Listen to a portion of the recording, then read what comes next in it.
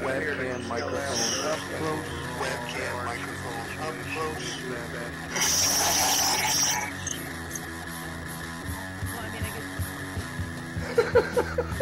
At the age of 19 in 1962, she was but I have the files.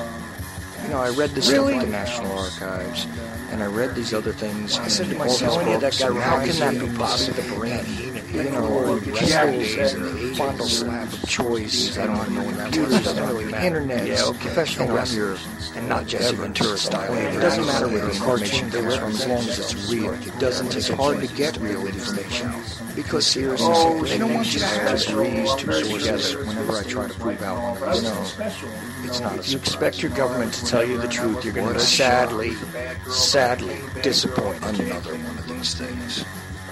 Dear Lord, what a dirty old man, huh?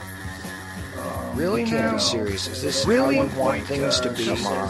More hooker, eruptions? Eruptions, whatever.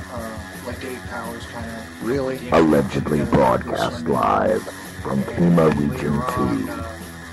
Within the borders of the formerly united and currently occupied states of America, we bring you the Ochelli Effect. It's like, damn sure, no, I'm an original. We have all these situations. I'd love to know why it takes 50 years, for a 19-year-old girl to eventually get up to gumption to put these things out.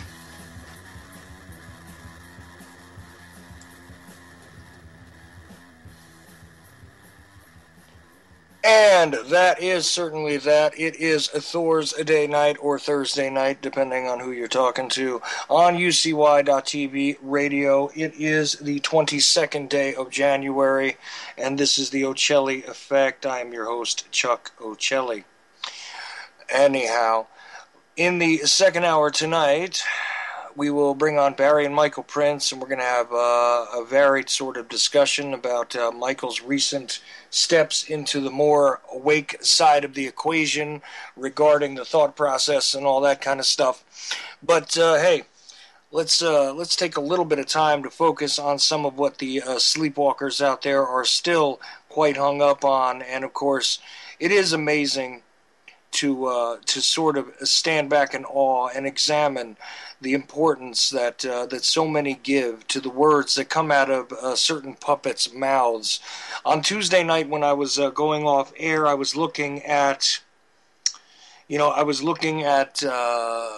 the possibility that Obama's State of the Union address was going to be of some interest, and of course we covered the drinking game, which Jules dropped into the chat room, thankfully. And boy, if you played that game, you were definitely hammered to the point of alcohol poisoning if you went along with the rules. So this is the way things go in America, as it were. This is the way it goes in America.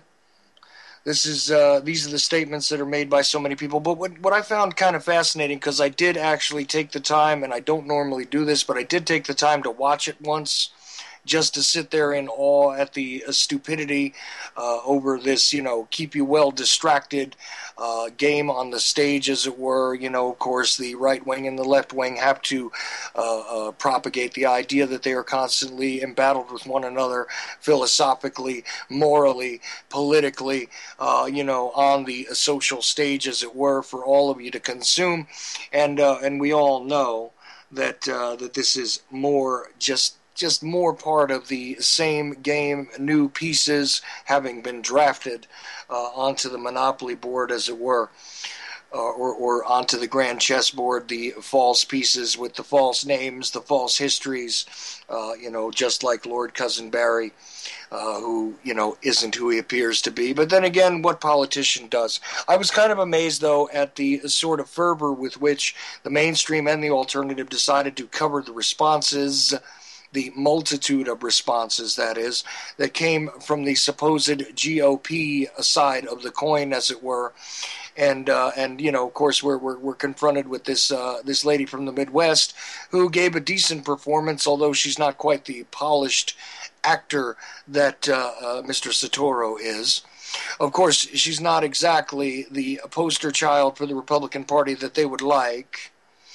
But we did also get treated to, Rand Paul's response being posted on YouTube.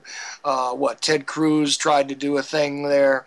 The Tea Party's actions, sort of being codified into a verbal statement of one type or another. All of this stuff, a plethora of supposed responses that generally had nothing to do with the reality of the speech or the actual issues that were supposedly raised during the alleged State of the Alleged Union address, right? So, what is kind of fascinating, though, is to actually take a look at the, the ignition point here, which is Obama's speech, and I'm going to take a look at that tonight. And really, I didn't make any notes. I didn't really want to give it a whole lot of thought because, as usual, I think of the grand puppet-in-chief inquisitor to be generally in a meaningless position regarding the power structure in this nation. But one position that he does occupy rather well, and that he does do in such an efficient manner, is to be the figurehead joke for the rest of the planet to look at us and say, look at their leadership and the pointless nature with which they push their supposed agenda forward. In the meantime, nothing to see over here, folks, while Yemen, who was absolutely interjected a great deal into the conversation regarding the whole I don't know if it's a false flag, a fictitious flag, or a partially fabricated flag over there in France, but something is wrong with the Frenchy flag as far as it goes regarding these alleged lone wolf, but then later elevated into greater terrorist attacks that occurred. Over the Charlie Hebdo kind of deal, because, portraying the Prophet Muhammad is still a feasible reason for causing uprisings in the streets and retaliation and blowback via the grand structure of the Great Crusade, fabricated or not. So that is still part of the equation, and they're still discussing this and, opining about what the true greater outreach and the meaning is going to be of those attacks, of the greater structure of the ISIS, the ISIL, and now the new moniker, which is being bandied about quite a bit, the AQAP, as it were, the Al-Qaeda in the Arabian Peninsula. But all of these things are sort of left aside for the most part during the State of the Union address, because we're supposed to be talking about the State of the Union as it stands, in the formerly united and still currently corporately occupied, hostily took over states of what once was America. Yes, there was a country called America where there were freedoms, where there was a decent amount of decent people that seemed to be in charge of the great game. But we've all learned over time that this is nothing more than the feverish delusions of those who kind of bought the propaganda that we were taught as children. Anyhow, I don't normally play clips on my show, but we're going to try this tonight and see how it goes. I don't know how it's going to sound, but you guys will let me know if it's really unlistenable, and I'll trade on to another topic and all that kind of good stuff. I'll move on to another subject, as it were. And that should be Dylan Wade joining me. Hey. Hey, Dylan. Hey, glad to hear that you're not on the beach or sounding like you're in a box of crinkled up paper tonight. Thank you. We fixed the issue nearly after your show ended, but this is a different headset now. Oh, awesome. All right. Well, I can hear a little more room noise, so it's a little more sensitive, but hey. There's not a lot of room noise. We'll never get a perfect mic with me. No, but I can literally hear your voice bouncing off the walls, and I can hear a slight background and even a little bit of kickback from my own voice right away. Sorry, I got those sensitive ears. Oh, no, I can fix that. How's that? Let's see. I don't hear myself kicking back. That's a lot better, Dylan. Thank you. I turned my settings down a bit. You still may need to hang a few things up on your walls, though, just to kill that room noise, that almost, natural reverb that you're getting. All right, will do. You know me. I'm always happy to give a little advice. So what I was going to do, if you wouldn't mind muting up for a couple of minutes, I don't know how long I'm going to be able to stand this, but I'm actually going to play some of Barry's State of the Union address here. Good luck. And see how long I can white knuckle my way through holding on before I've got to say something about it.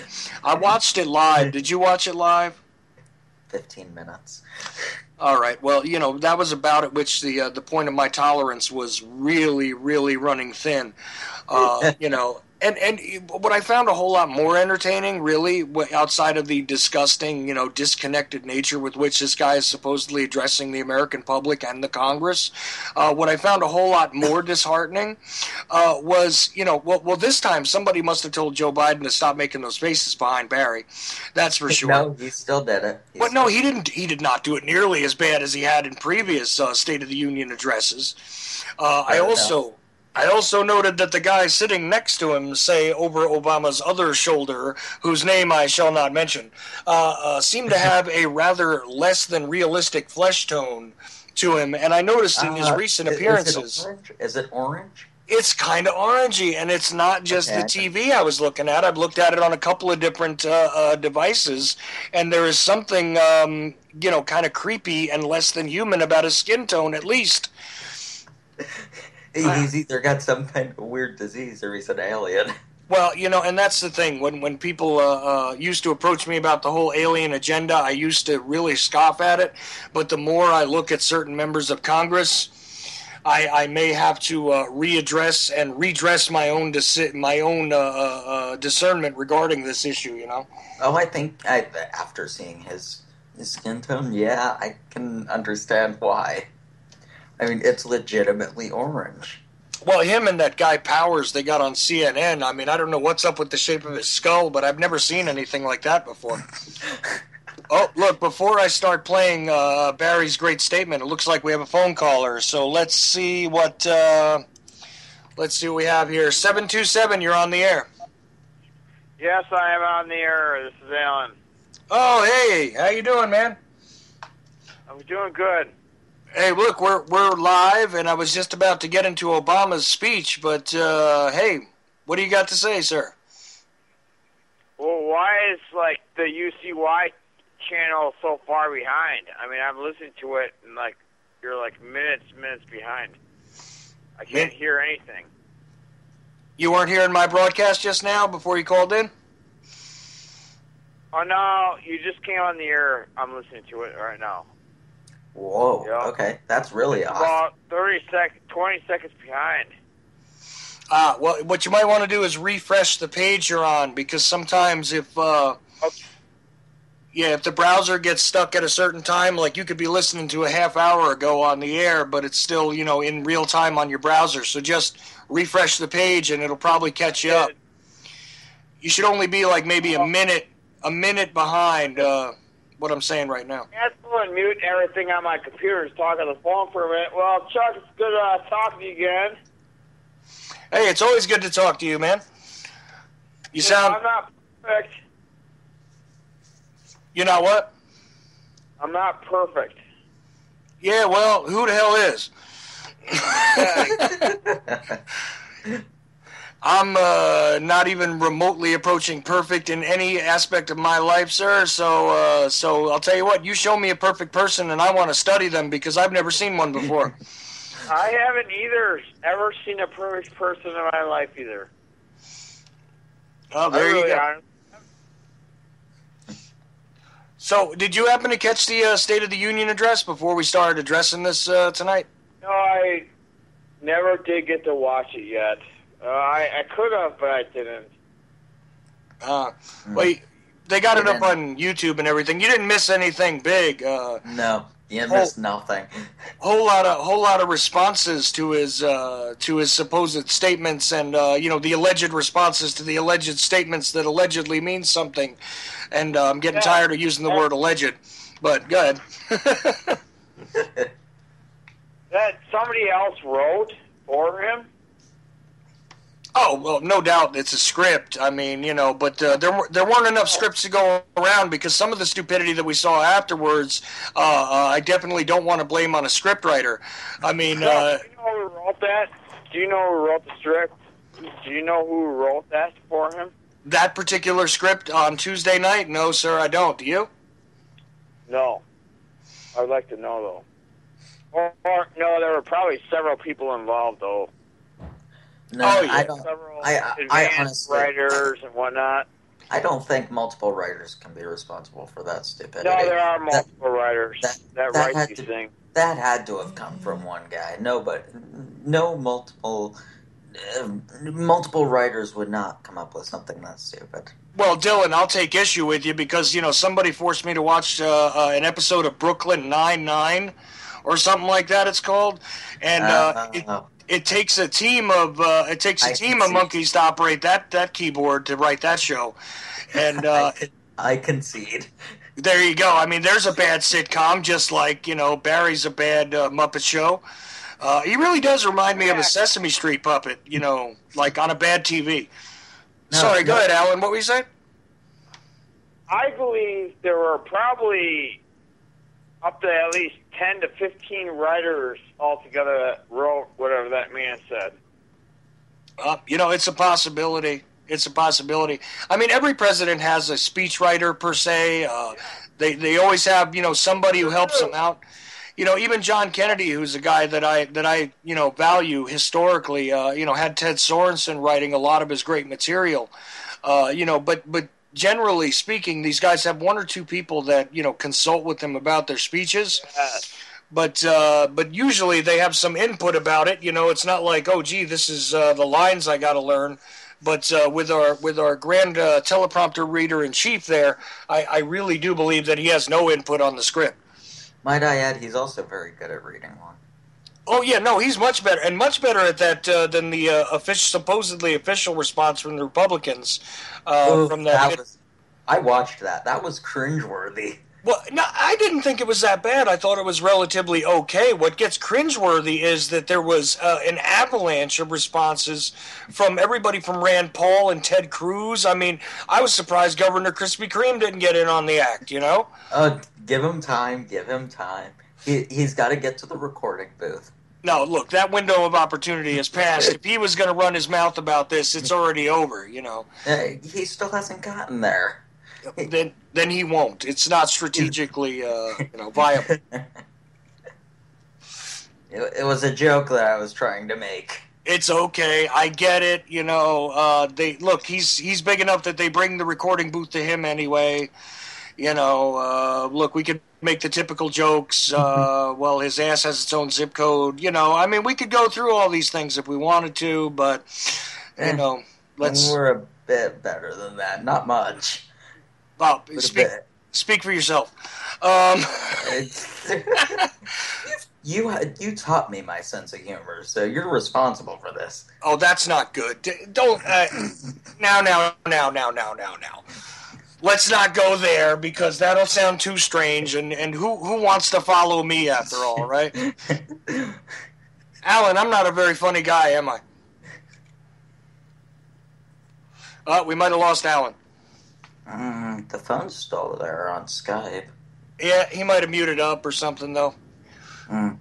Anyways, I'll tell you what. Let's we'll get into some more phone calls later, and if anybody else wants to join in, it's 718-717-8296. Let's try and play a couple of these clips if we can stomach it, and break them down. How's that sound, Dylan? Sound good to you? I guess. All right.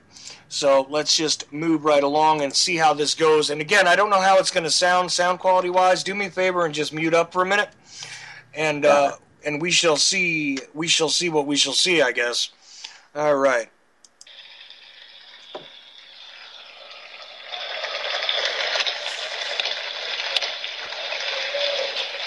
Members of Congress, I have the high privilege and distinct honor of presenting to you the President of the United States.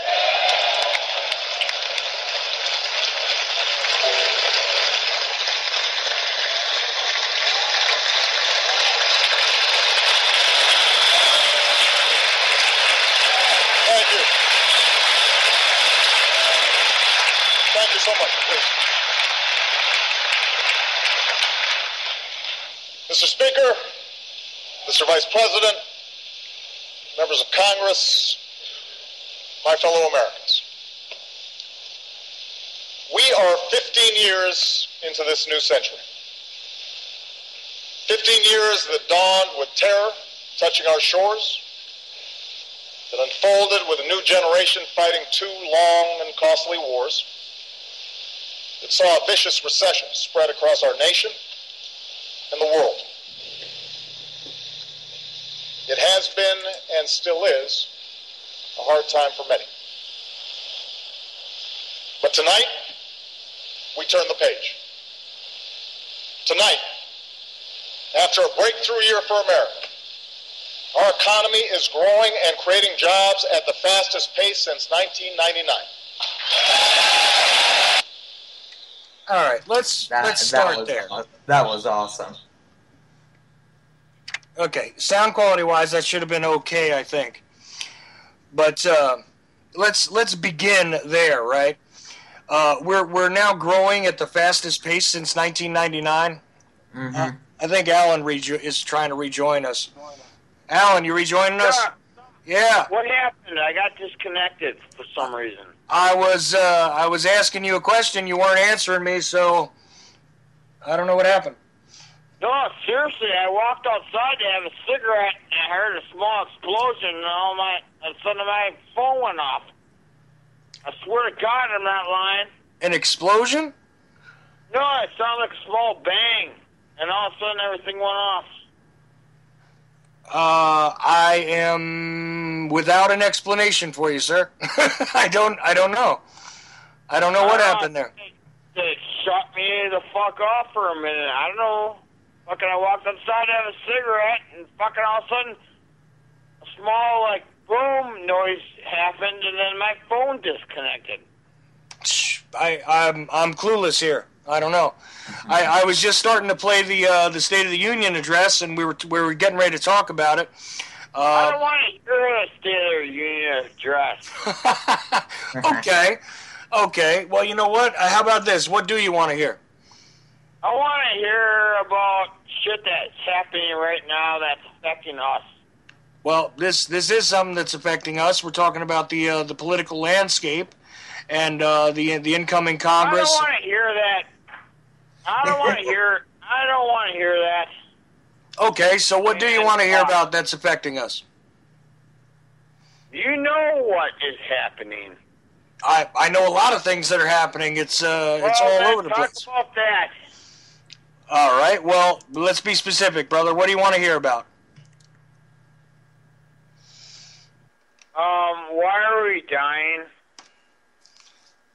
Why are we dying? Well, there's a lot of answers to that one. A lot of people we're moving into a time where we're actually not going to live longer than the previous generations because of the various biochemical attacks that are being perpetrated upon us via the genetically modified organisms in the food, via the extremely contaminated atmosphere, as it were.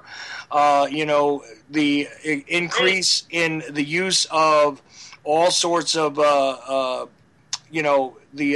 magnetic fields being screwed with constantly, the chemtrails over our heads, the destruction of our water supply, as it were, the contamination of it, the proliferation of nuclear waste and nuclear episodes like Fukushima just simply not being kept in check. All of these things are going on and destroying the entire chain of life, as it were. The entire circle of life is being challenged, defamed, and destroyed on all sorts of fronts. So, I mean, all of these things we've tried to cover in, various shows. Actually going to have another chemtrail show coming up. I know you'll like that. Got a guy named Max Bliss going to come on. Hey, I am the one who... I sent you a message about that, man, this morning. Max Bliss? Yeah. Max is awesome. I had him on my show. He's great. Yeah, see, Dylan suggested him to me, and then you sent me a message, and then I put out a message to him directly, and I said, well, let's have you on and talk about this. He's from a slightly different school than Wigginton is, but it's still the same issue.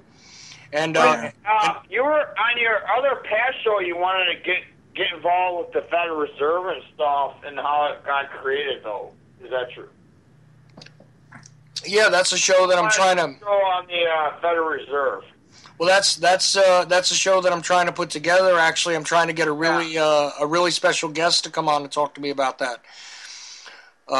Somebody who's an expert on the history of it. I mean, I know a little bit about it, and I've seen some really great stuff. I don't want to waste all your time.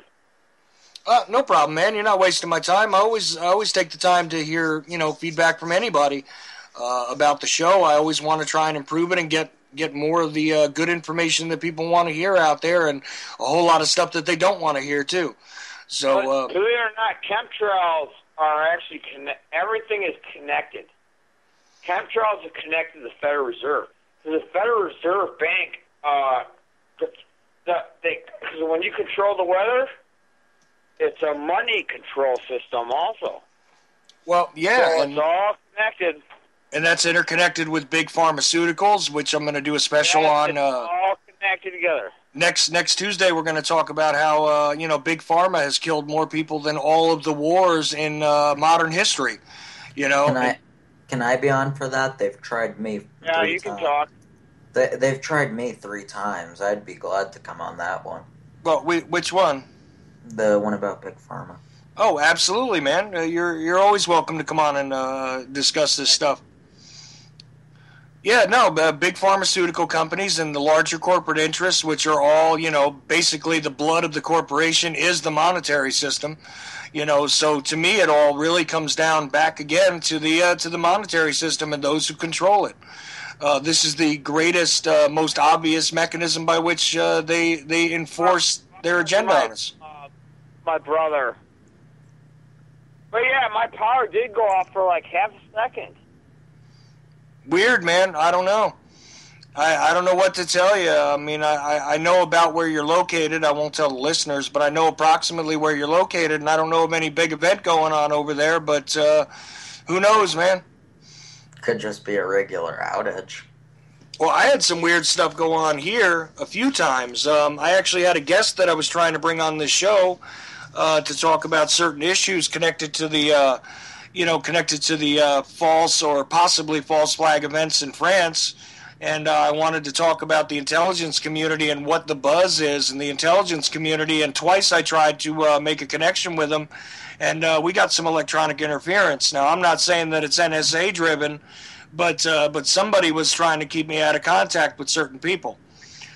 Well, I'm just letting you know that the second I said whatever I said, boom, the electronic devices all went down. Boom. And then they came back in within like a minute. That is the weirdest thing of all time. No, definitely weird. But you know what, man? Keep sending me those suggestions, because I'm looking for more suggestions about who and what I should bring on the show. I also want to try and bring James Corbett back on, but we're having a scheduling issue because he did a really great documentary on the Federal Reserve. I don't know if you've seen it, but Century... well, you know what? The Federal Reserve actually keeps us alive, believe it or not. And I think we should. They actually keep us alive in the long run. We can't shut them down because... I would have to disagree. Well, I would disagree strongly, Al, and I'll tell you why. Because, look, the Federal Reserve, we don't need them. That's not true at all. Hey, listen, they only came into being, 101 years ago. So, bottom line is, how did the human race... They made us the richest country in the world. And they also caused how many crashes? Well, they continuously cause all these controlled demolitions of the economy, off and on. I mean, immediately following the inception of the Federal Reserve, we were all of a sudden coaxed right into World War I, as I brought up when I was trying to talk to you the other day, Dylan. There's always the need for more war when you have these banks, coming to fruition. And the Federal Reserve Bank is not an essential of life. It's not like the sun, man. We can survive without it.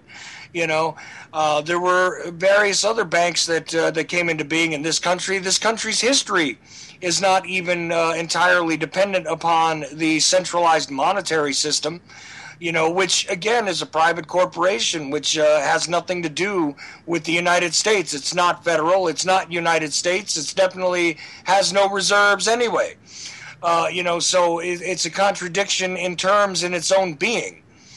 I think that, quite honestly, what we need to do is create a parallel something to replace some of the functionality of the Federal Reserve, and we could decouple ourselves from it, and it's not an essential, the way I see it anyway. Oh, Chuck, believe me, Chuck, I've thought this so much. I'll admit I'm drinking, Chuck, but God, there's no way of stopping this right now. The system is so well controlled that there's no way to ever do anything. I would also. I 100%. It was done. It was done a long time ago. It's I would all 100. Pre-programmed, it's all military. It's all not even military. It's beyond that. It's amazing. Well, but Alan, everything that is built by man does not last. Okay, let's remember that. So nothing that has been constructed by any man on this earth has an eternal place on this earth. Okay, everything comes to an end. Everything falls eventually. Yeah. Chuck, let me tell you this one thing right now. There are people living in extreme poverty. I once lived in extreme poverty. I do. There are people dying every day in extreme poverty because they live in extreme poverty, and they die because they have no money and they're poor. Every day, these people die. Yeah. So can you explain that one? Well, Why are these poor people dying? There's nothing. There's nothing to explain, brother. This is the way things are.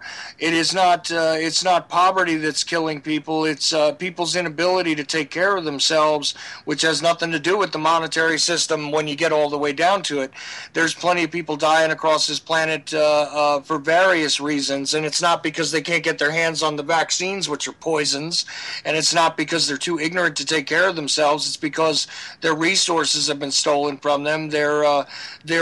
Their rights to be themselves and to control their own destinies have been stolen from them. And Chuck, what do you think about Walmart? It's yet again a horrible, giant, evil corporation that absolutely preys upon humanity, essentially. There is no level at which Walmart is not an evil corporation preying upon people. All it does is suck the vitality out of the slaves who manufacture their products. It completely destroys its business practices. Destroy the ability for realistic and decent businesses that aren't based on blood money to survive. And they sell garbage on top of it. I mean, the GMO'd food breaks all the time too. Well, yeah, those products break all the time, but the food is no good for you. The crap products are no good. The food is poisoned. The toys are poisoned. Game over, man. And it's not even good for the economy as far as getting people jobs. I mean, do you realize that the stock buybacks with Walmart, if they took that amount of money, which they invest in artificially inflating their own stocks, if they took that money and gave a $5 per hour raise to all of their low-paid workers, it would cost them less than it would to inflate their own stock values. You know that? Well, I'm not advanced at stocks or nothing, but I just know that, you know what, when a fucking Walmart moves in town, I don't like saying the F word. I'm going to try not to say the F word. But I'm trying to say that when they move into town, everybody else dies. All the small businesses, everybody dies. Right. We're controlled by the Chinese. Right. I've lived in 3 different towns where I've watched the local economy absolutely devastated by a Walmart moving in, shutting down other stores, which takes away other people's jobs, screwing up, even the local banks, the local smaller banks, which are not, Who let those bastards in anyway? And then You know what? And then if you steal from the Chinese-owned Walmart, which it basically is, you'll go to the Chinese. Why don't we? Okay, Chuck, can you please listen to me for 1 minute? I'm listening. They replace all the workers, Walmart workers, with Chinese men? And what if they replaced all the workers in jail with Chinese? So you steal from the Chinese, you're going to jail with the Chinese. It's all made in the Chinese. I would have to disagree with that. You don't understand, man. Well, look, you really don't. It's all Chinese. The manufacturing end of it is Chinese, yes, but it's a United States-based corporation. It started here. It's just that its business practices are absolutely counterproductive when it comes to allowing anything else to flourish. They come in at dirt cheap because they're basically profiting from slave labor. And of course the lack of competition in other areas where they've decimated their competition, they cause the landscape to emerge where nobody who's paying a realistic dollar for a realistic product can possibly compete with the garbage that they push. Exactly.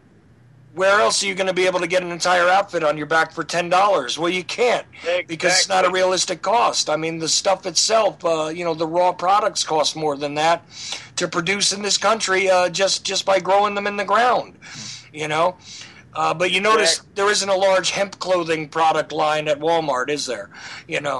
This is part of the solution is to on a grassroots level, start to reimagine the business models of the past. And to change that corporate landscape, as it were, by causing some real competition to be injected into the market.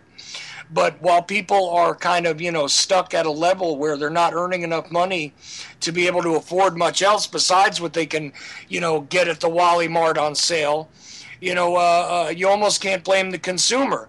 Except at this point, personally, I'm one of these people who doesn't engage in consuming the Walmart products. I mean, and I hope nobody who listens to my show does. I mean, I know I've heard the arguments, well, it's the best place to go get your bullets from.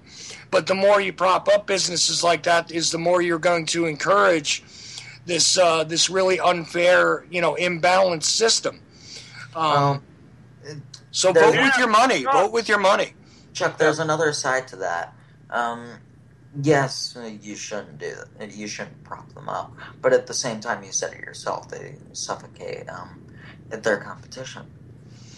Well, yeah, they do, but this is because there's an entire systematic problem with the way consumer goods and the way that people's employment is being handled in this country in general. I mean, I was talking about this recently with some people that had re-entered the workforce after a time period being away.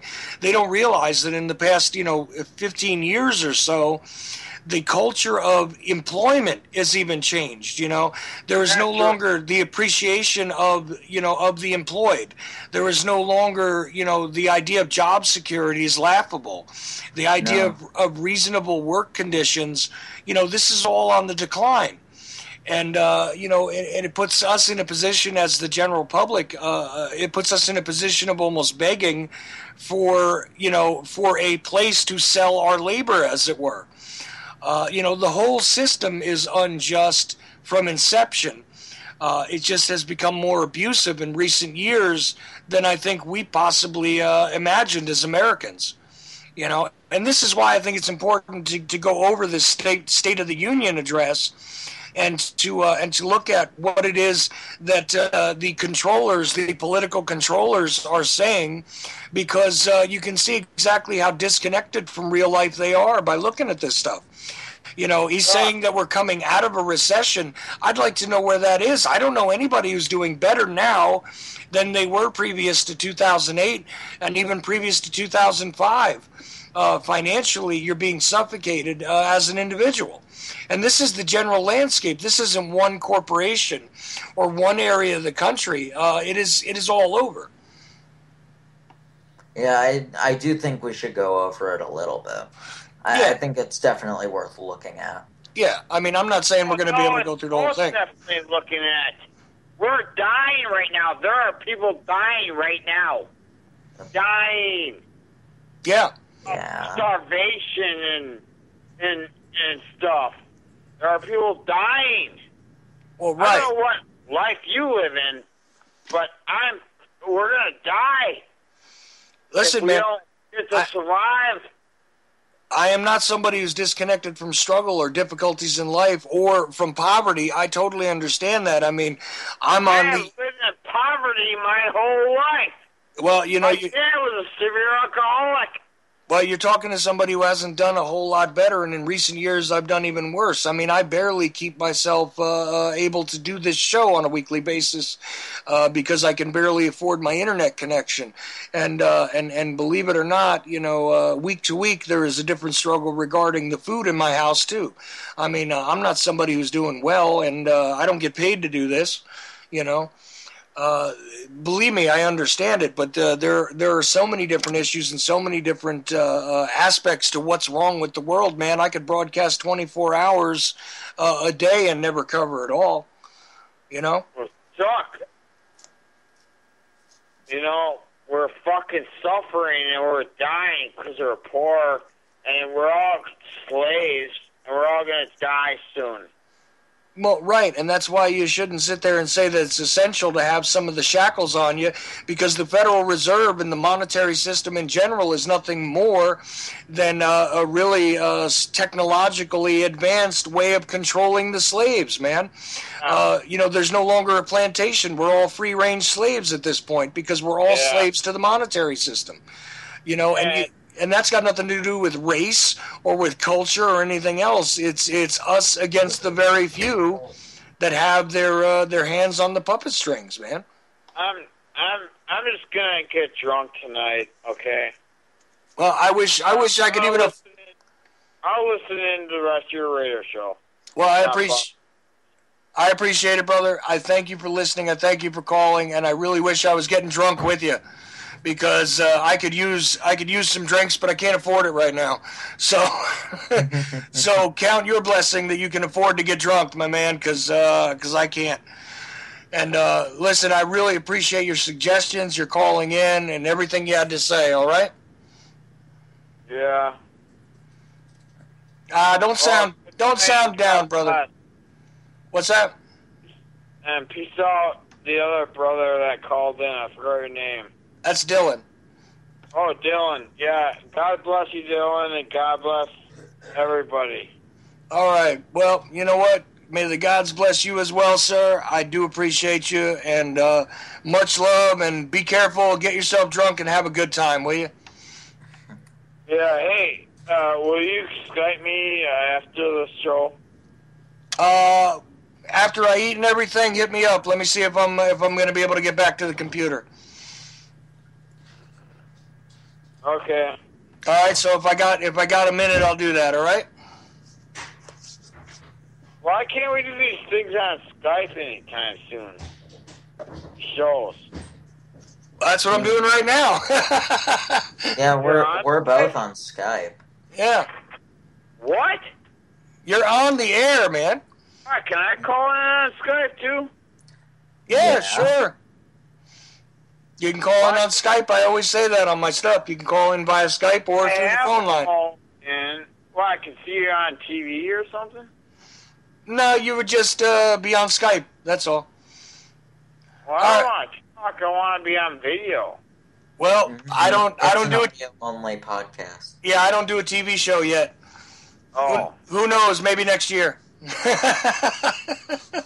right, TV shows help all a lot. But, Yeah. you know, let's have you guys go, and God bless you all, and All right, listen brother. to some music, and God bless you all. All right, man. Well, God bless you. Have a good night. So, always interesting. Yeah, do you want to break down that clip now? Well, you know what? I forgot where we were at, so I guess I'll just move on to the next part of it. I mean, he was talking about the economic recovery, and I still have the great question: where is the recovery? All I'm seeing is the perpetuation of the same thing that I started to see. I would say post 2005. Of course, it was punctuated by the greater financial collapses that started happening in 2008, and you know, I'd love to know where the recovery is. And he says we were only involved in 2 wars. 2 wars, huh? Depends on your definition of a war. Yeah, well, isn't that the trouble, right? How many actions have our assets been involved in? I mean, of course, you and me are not involved in the wars, but there are real people that are being deployed to handle everything from, the situation in Libya, which, by the way, I guarantee you will be knocking on our door again very soon. Because we're seeing the overthrow of Yemen, right? And I say keep your eye on Libya because we will be confronted with that African problem, which I stated to you guys last year over and over again. Everybody thinks I'm crazy, but boots got dropped on the ground for Ebola, and some of them are starting to actually circulate back into Libya, the home front. Well, they're coming back this way from dealing with the Ebola issue, as it were. And notice how that's not really the great issue anymore, right? I'm glad Ebola and ISIS took a break for the elections. It's very considerate. Well, ISIS didn't take a break. ISIS has now morphed into the greater discussion of the AQAP. But anyway, why don't we rejoin the Grandmaster puppet already in progress, right? So let's mute up again and play through a little more of this as long as we can stomach it. All right. Mm-hmm. All right.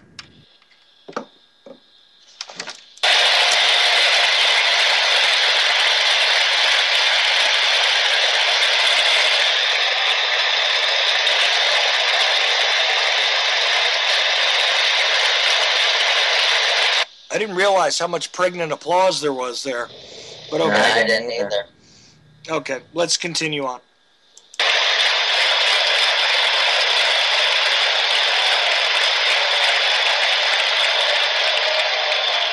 Our unemployment rate is now lower than it was before the financial crisis. More of our kids are graduating than ever before. More of our people are insured than ever before.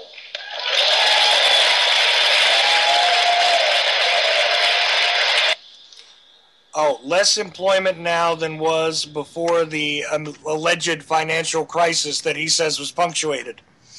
It did not take you long to pause that. I'm sorry. More kids graduating. I mean...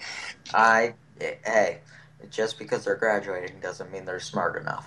I can speak from experience. And also, we all know the employment numbers are greatly exaggerated, for political means. We know that people have left the workforce recently, so that's probably why the number's gone down. Well, right. I know for a fact there was a tremendous amount of individuals that actually exited the numbers, per se, because they're no longer considered seeking employment or whatever else. You can manipulate these numbers. So, look, it's a rosy picture as we approach the time when we're going to be confronted with probably one of the greatest, heaviest periods of gridlock, from a legislative/executive perspective in this country, right? Yeah. Well, no, I don't think it'll be a gridlock. I mean, Obama seems pretty excited to pass the TPP. Yeah, but you don't think that a whole lot of things are just going to get lost in the gridlock soup, as it were? Because a lot of stuff will, but it won't be as big of a gridlock as people think. Well, in the last 2 years of his lame duck presidency, I say that even less is going to get done from the do-nothing Congress than did previously. And, of course, what they will do is point fingers and say that, if you would just give us one of our GOP people in the presidential slot there, we'll get a lot more done. But, of course... a lot more done, who knows? Maybe it's better that they're sitting on their hands and doing virtually nothing but collecting their checks. And I would say it's probably better. But you know what the funny / sad part is? If they say that, I bet 80% of people will buy into it. Yeah, this is true. All right, well, let's mute up and continue on, and I'll try and I'll try and restrain myself from stopping it, okay? Good luck. Right. Well, let's see now. Okay, cooperate now. And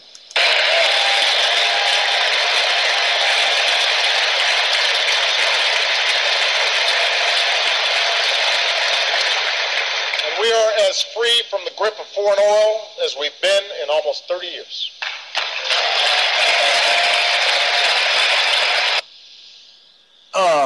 That didn't take long. Free from the grip of foreign oil. I love it. Wow. Okay, sorry. But No, you gotta be it's kidding fine. me, right? We're free from foreign oil. God.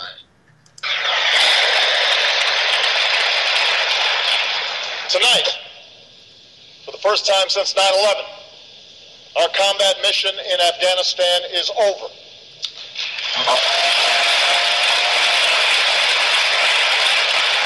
6 years ago, nearly 180,000 American troops served in Iraq and Afghanistan.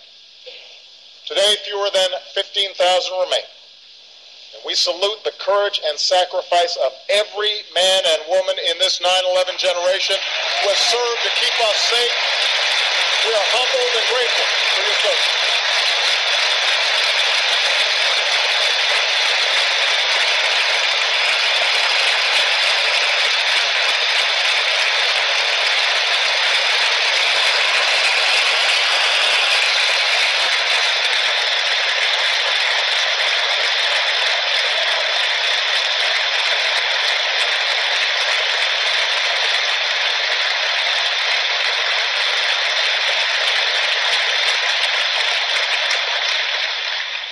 America, for all that we have endured, for all the grit and hard work required to come back, for all the tasks that lie ahead, know this: the shadow of crisis has passed, and the state of the Union is strong. Okay, really now? I was going to have you pause it 2 minutes ago. All right, well, go ahead and say what you want to say. Our mission is over in Afghanistan? Okay. You ordered 10,000 more troops there. So that total would go up to 20,000. Well, it would be 25,000 because he said 15,000 were still there, didn't he? Fewer. Oh, 15. I thought it was 15,000 remain after the 100 and some odd thousand had been deployed, he said. No, it was, there are 10,000 left in Iraq. Or no, not Iraq, Afghanistan. And actually, probably close to 5,000 in Iraq at this point. All right, I was going just based on what he said. He put them together and said 15,000, but we'll give him the benefit of the doubt. It sounds like he was saying that that's what remains, but if he just deployed another 10,000, that would increase it. But even so, let's just go with the lowball number here for a moment. If you got 10,000 troops, that means that the mission has been accomplished. What was the mission again? Well, isn't that the funny part, right? Because we're nearly a decade and a half deep from the time post 9/11, and of course he identifies it as the 9/11 generation. If it's the 9/11 generation, doesn't that mean that they would have been born right around 2001? Doesn't that mean they would still be teenagers now? Yeah, my brother's age. I thought we were calling them the millennials. Maybe we should just call them the 9/11 generation. Associate fear with all of them, because actually, no, that's probably a bit accurate. There should be a bit of fear with this generation. I don't know, man, especially after those stories about what you were telling me were the debates in your alleged history class. Alleged? You gotta be kidding me. Yeah, well, I'm going to call it the alleged history class at this point. Oh, okay. I was about to say, no, it's all true. No, I didn't say your story was alleged. I said the class is alleged to be history. So, there you go. Yeah. Let's qualify the whole thing. Oh, man, oh, man. Isn't it sad that all we could do is sit here and groan? Well, that's what it comes down to anymore, right? And you know what's funny here is we've actually gone nearly an hour deep into the show. just with our caller and this stuff.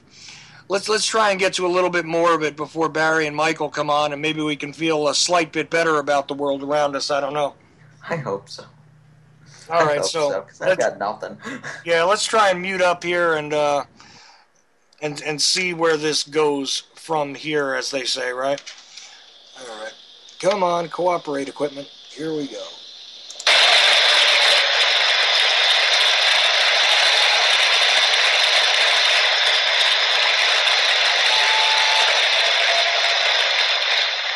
At this moment, with a growing economy, shrinking deficits, bustling industry, booming energy production, we have risen from recession freer to write our own future than any other nation on earth. It's now up to us to choose who we want to be over the next 15 years and for decades to come. Will we accept an economy where only a few of us do spectacularly well?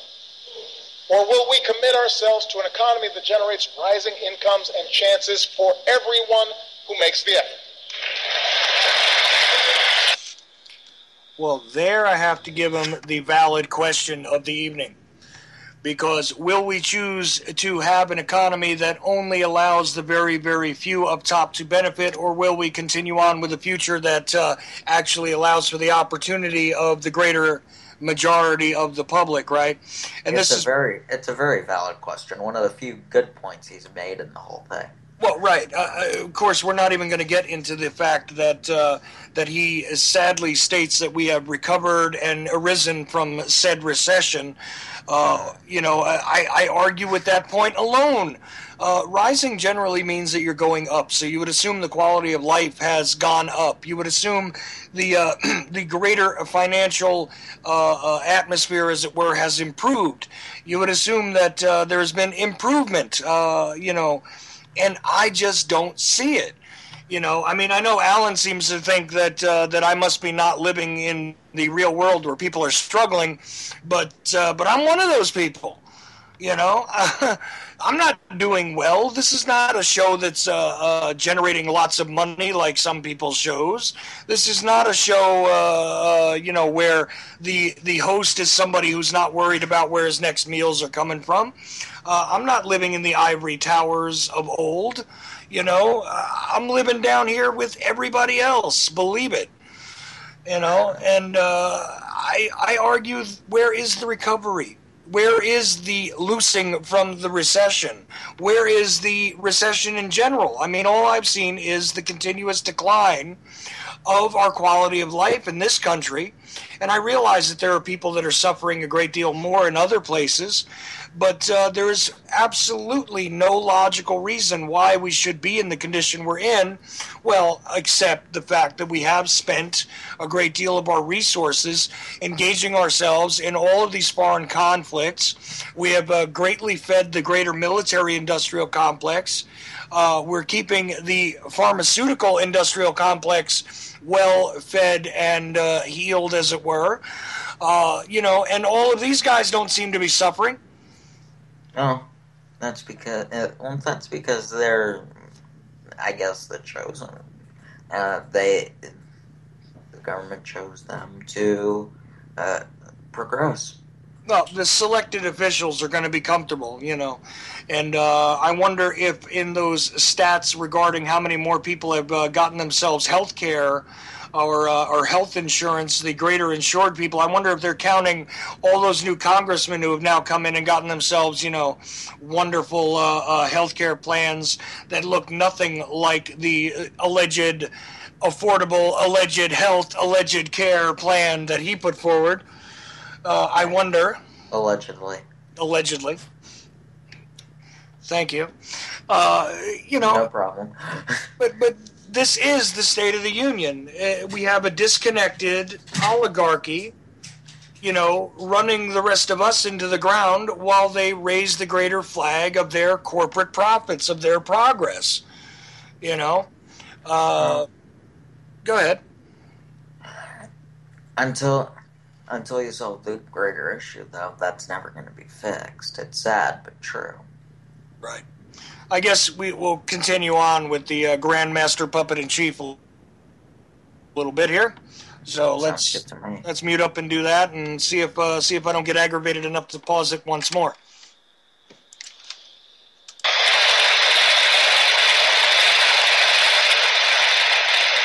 When we approach the world fearful and reactive, dragged into costly conflicts that strain our military and set back our standing? Or will we lead wisely, using all elements of our power to defeat new threats and protect our planet? Will we allow ourselves to be sorted into factions and turned against one another? Or will we recapture the sense of common purpose that has always propelled America forward? In 2 weeks, I will send this Congress a budget filled with ideas that are practical, not partisan. And in the months ahead, I'll crisscross the country making a case for those ideas. So tonight, I want to focus less on a checklist of proposals and focus more on the values at stake in the choices before us. It begins with our economy. 7 years ago, Rebecca and Ben Erler of Minneapolis were newlyweds.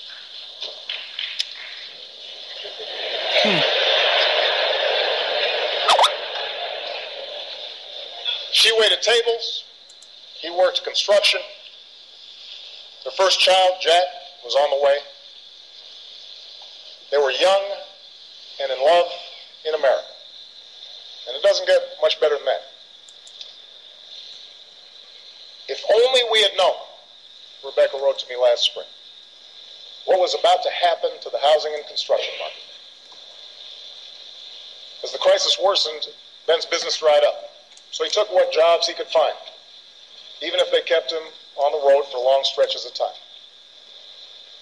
Rebecca took out student loans and enrolled in community college and retrained for a new career. They sacrificed for each other. And slowly it paid off. They bought their first home. They had a second son, Henry. Rebecca got a better job and then a raise. Ben's back in construction and home for dinner every night. It is amazing, Rebecca wrote, what you can bounce back from when you have to.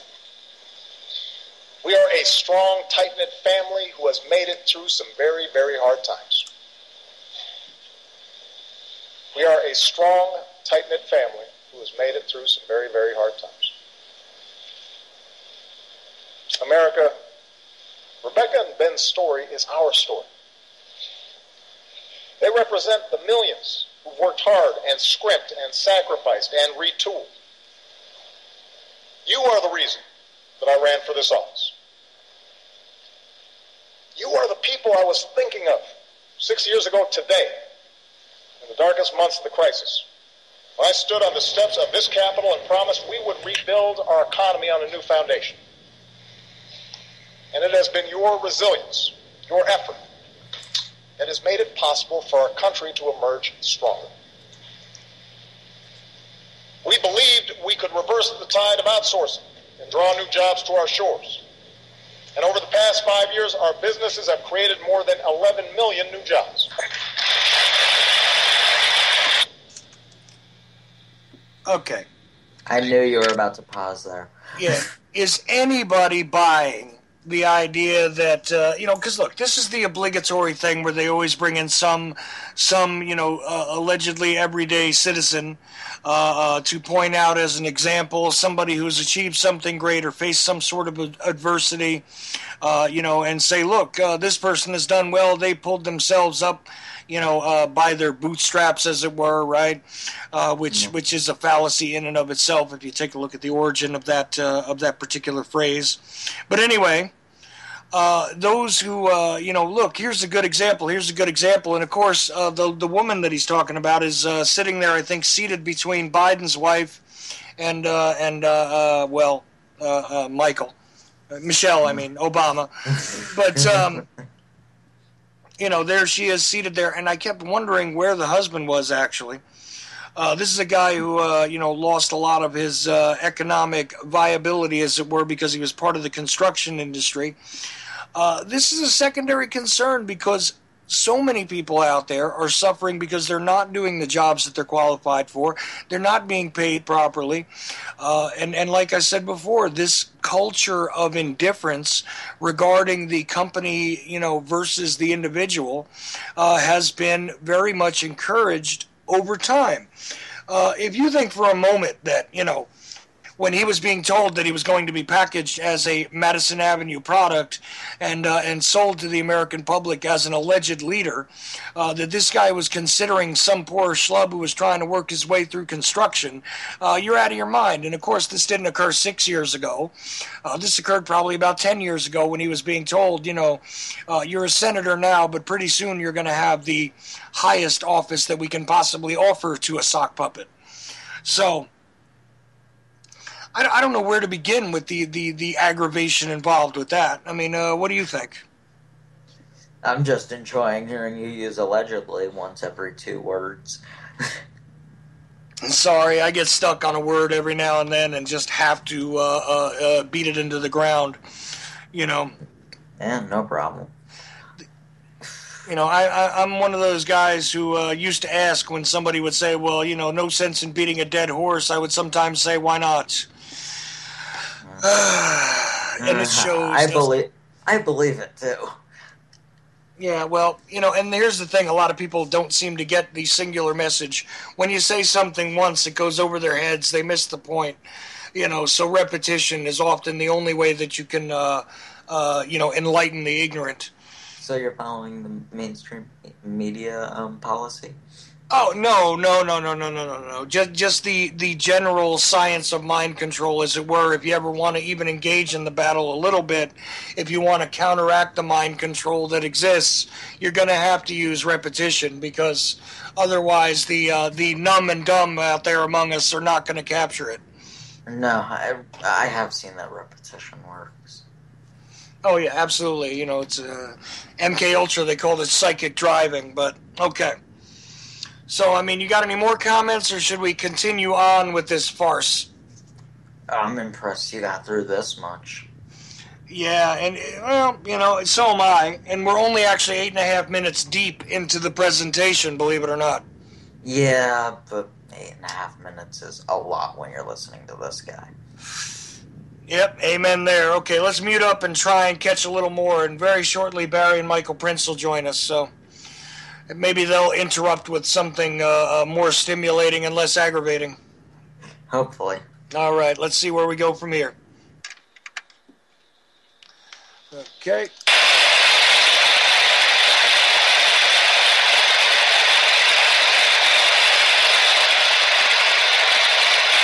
More pregnant applause. We believed we could reduce our dependence on foreign oil and protect our planet. And today, America is number 1 in oil and gas. America is number 1 in wind power. Every 3 weeks, we bring online as much solar power as we did in all of 2008. And thanks to lower gas prices and higher fuel standards, the typical family this year should save about $750 at the pump.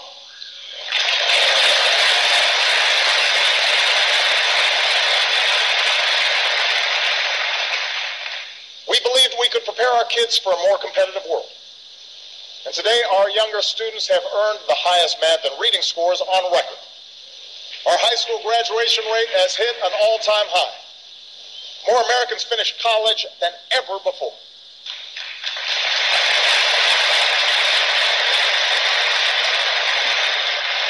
We believed that sensible regulations could prevent another crisis, shield families from ruin, and encourage fair competition. Today, we have new tools to stop taxpayer-funded bailouts and a new consumer watchdog to protect us from predatory lending and abusive credit card practices. And in the past year alone, about 10 million uninsured Americans finally gained the security of health coverage. Okay, so we're going to punctuate it with the success of Obamacare, but a longer string of talking points from the land of make-believe I have not heard in a long, long time. Well, can I start with the more people are graduating high school and college? Sure, why not? Statistically, what do we know? Yeah, well, that too, but we're also in the bottom half for reading, math, and science. So, yeah, we're graduating, but with what standards? Well, and graduating, hey, you know what? Maybe they're manipulating the educational statistics the same way they do the unemployment statistics. That would make sense. If you drop out of school and completely leave the school force, as it were, maybe since you're not eligible to be one of those people who's counted as not graduating, you didn't not graduate, so therefore you don't count. So only those who actually failed to graduate because they were there long enough and told they couldn't have a diploma count as not graduating. I mean, maybe that's the logic by which they're counting these great numbers. And where is he coming up with the idea that we're scoring highly on math and science? We're like 33rd, 34th in the world when we used to be first, second, and third. Yeah, well, where is that? How is that the top of the list? I mean, the top of what? The failure rate? Mm-hmm. I mean, is this where we're at? I mean, look, we actually score the highest because we show up more. I mean, what is? I don't get it. I don't know where. I think he's just pulling that one out of his, you know what. Yeah, well, I mean, this is the point of rhetoric, after all, is to have a conversation with yourself that seems to be coherent, and let the listener imagine that that you're making good points, after all. So I guess it's just more of the same. Mm-hmm. Oof. All right. All right. I'll try to push forward here. Let's see where he goes from here, because I didn't commit any of this to memory. I haven't even tried. All right, well, let's mute up and see what we get now.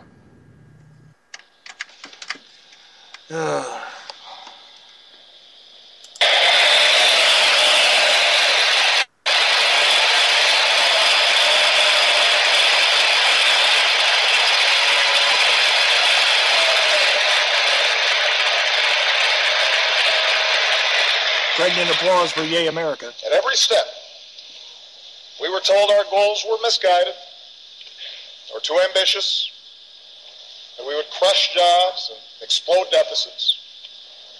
Instead, we've seen the fastest economic growth in over a decade, our deficits cut by 2/3, a stock market that has doubled, and healthcare inflation at its lowest rate in 50 years.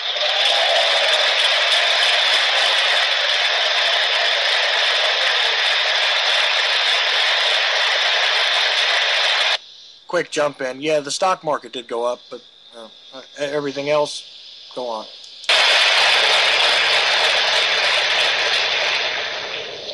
This is good news, people.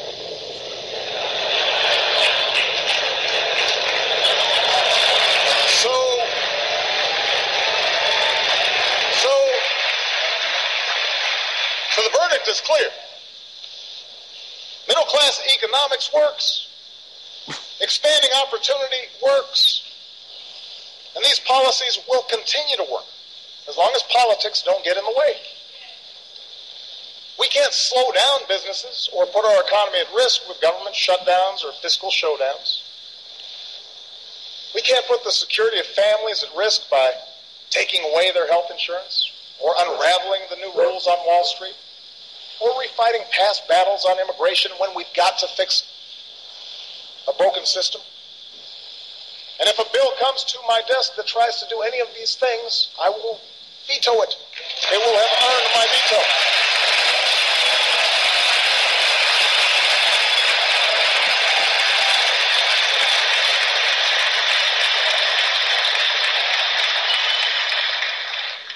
Today, thanks to a growing economy, the recovery is touching more and more lives. Wages are finally starting to rise again. We know that more small business owners plan to raise their employees' pay than at any time since 2007. But here's the thing. Those of us here tonight, we need to set our sights higher than just making sure government doesn't screw things up. The government doesn't halt the progress we're making. We need to do more than just do no harm.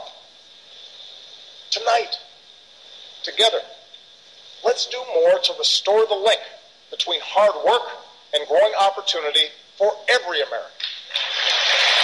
All right. All right. You got to be kidding me, right? Yeah. Where do I begin with this? You know, hard work and opportunity has to be expanded for every American. Yeah, I agree with him there. That would be nice. That would be nice if that was actually getting done. But we're on the rise. Things are rising up. Where?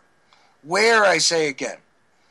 You know, do no harm. I love how he makes a reference to that. And of course, notice the repetition again that, you know, that we're doing so much better. You know, things are on the rise. Things are on the rise. Things are on the rise. You know, just because you keep saying it doesn't mean that it's actually happening. You know?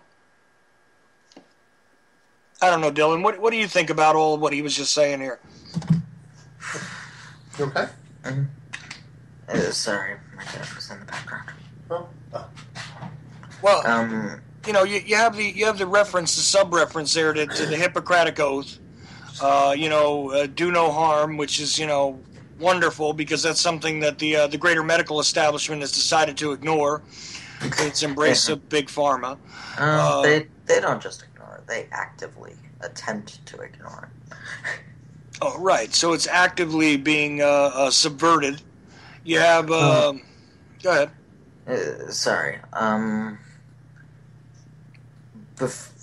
actually will have to go in a second, but before I jump out, I don't even have any words for this speech. It's so sad. He says a couple of decent things, but if I hadn't known who he was, I might actually like it. Yeah, except that it comes from the land of make-believe, man. You know, it does. We're on the rise. We're doing so much better today than we were some years ago. Really. Who says? By whose standards? I don't understand what the even, you know, the marker is here. I mean, when he cites these different things that are supposedly improving... I'll be completely fair. There is one thing that's getting better. Okay, tell me. The rich are getting richer. Yeah, but that's always been part of the game. Yeah, but they've gotten much, much richer recently. Well, yeah, absolutely. I mean, that's the only thing that's improving, so... Look, the billionaire's quality of life has definitely increased markedly everywhere, right? You know, so yay for them. Yeah, we are on the rise in some area, just not an area 99.9% of people would like. Yeah. Yeah, so, you know, I guess it's just more of the same with the disconnect, and, you know, I'm going to continue to do the great things that I've done because my agenda's done so well. Or something. Who wants to agree with that? I mean, God, and Biden behind him again, you know, not making the big faces he used to, but... he was making a couple. Yeah, I mean... When Obama made the joke about, I won't be running any more elections because I already won both. Just look at Biden's face. It's amazing. Yeah, I already won two. You know, I won twice, so, you know, the mandate is clear. We are moving forward because our success is clear. And what has he successfully done besides, you know, destroy the reputation of this country? What has he actually successfully done but subvert our... honestly, Chuck? Go ahead. I wouldn't even put the reputation on him. I mean... Bush Jr. has a lot to contribute to that. Yeah, but see, that's the thing, is this guy had a really low bar to try and get over to begin with, you know what I mean? The bar was set really low, and he didn't get over it. He just continued on with the policy. He just lateraled the whole thing, kicked the can down the road a little more. And if it's Clinton versus Bush again, we're not getting anywhere. No, and, you know, but the game is rigged. The game is rigged for the select few. I love how, gasoline prices have gotten lower, so this is going to... That's the only thing that he said sensibly that has to do with reality at this point, is that it doesn't cost you quite as much to get from point A to point B anymore in this country because the gas prices have fallen. Of course, the greater corporations are crying about that, and even stating that we're going to have problems getting the alternative sources of energy out there more because of this. Because now there's no money to be made, in the really expensive green energy field, right? So one more thing before I go, an article just popped up from RT. The King of Saudi Arabia just died. Oh, lovely. So the fall of Yemen and the Saudi king have now passed away. So this will be the great excuse for further upheaval in the Middle East? Yes. So we can... This is all happening at a pretty perfect time. Oh, yeah. Well, why not? It's time to shovel coal into the engine, which is the military-industrial complex. I mean, after all, they can't miss a meal, can they? Like, God, no, but if the people miss one, stop complaining. Yeah, well, we're supposed to sacrifice and self-regulate our desires for a greater quality of life because we need to get back to cutting back and accepting less. If you're part of the general populace, you need to embrace that whole idea that you can do with less, you can have less, you can accept less, you can do more for less. That's all fine and dandy, but will still fill the coffers of those who have the greater corporate interests, in mind, because after all, that'll eventually trickle down to the rest of us, and they are the job creators, aren't they, Dylan? Well, that theory has been defeated multiple times. Yeah, well, it's again, it boggles the mind that people still find this whole game acceptable to me. And a lot of people don't. They're just too lazy to figure it out. Well, I don't think that it's a significant proportion of the population that has gotten to this conclusion yet. I would give it 30%. I think you're being far too generous. Well, in the sense that they're dissatisfied. Well, dissatisfaction among the American public, I mean, it doesn't even matter, even if we are in a time of prosperity, there's always going to be the disenchanted, factions among us. That's a guarantee, but I don't think that they have legitimate concerns or legitimate reasons for being disenchanted, generally speaking. So there is, kind of the kooky population that no matter what you give them out there, no matter what the atmosphere is, they're going to be upset with the apple cart, as it were. So, I don't find any solace in this, Dylan. I've got to tell you. Well, the half brother of the king was just crowned. So prepare for the Saudi Revolution, because they hate that guy. From what I've gathered. So you're predicting like Arab Spring style in Saudi Arabia? Yeah, I'm predicting it in a bunch of places. I think Libya is going to play a role, like you had said. Well, Libya's already been, pretty much deconstructed, in quick time. Right, but you could see the rise of another control group like ISIS, or maybe the rapid expansion of that group. Well, I found it amazing earlier today that the mainstream was talking about 6,000 ISIS fighters having been killed during this conflict as it stands, right? How many troops do they actually have, I wonder, because at one point their number was only something like 4,000 that I understood. Oh, silly you. Yeah, I mean... guess. 2,000 people are not going to hold the Arabian Peninsula, no matter what kind of a great military strategist you're supposed to be, And no, they're not. They have a lot of men, or they just don't want to be captured, or the people actually trying to get it back don't want it back. Or it's all fictitious, and we're just dealing with the shuffling of numbers and the impressive, flag waving that goes on with this stuff. So now we can begin to talk about it as a collective, which becomes the AQAP, as it were. So, Chuck, I'm gonna have to drop. No problem, sir. Look, I appreciate you joining me and putting up with this, and maybe we'll go a little further into the State of the Union. I'm going to see where Barry's at and everything, but Well, if you need me back on, if Barry can't make it, Skype me. I might be here. all right, no problem, Dylan. Everybody, check out Dylan. Just look for him out there on The Truth Speaks on various networks, and he does drop in on this show as well. That's The Truth Speaks. You can find archives on YouTube and probably a couple other spots, but I'm never quite sure where you all are all together there, Dylan. So I'm trying to find them all myself, honestly. I still haven't gotten them from Shake and Wake. The one network that I was on still hasn't given them to me. The only ones I can get are the ones on PIR, and even those are a bit inconsistent. Right. Also on People's Internet Radio. Forgot to mention that, too. All right, Dylan. We'll talk to you again soon. All right. Bye, Chuck. So, I don't know, man. I mean, should I continue playing this? Should we continue breaking this down? I mean, I could probably take the next 4 hours breaking down this ridiculousness. Let's see if Barry's available. And we'll also catch up with Michael, too, if they're ready. If not, I guess I'll continue on with Lord Barry's puppet show, as it were, on the alleged state of the alleged union, moving forward. Looks like Barry's not quite ready yet, so let's just continue on with Lord Cousin Barry and what his scriptwriters actually have to say.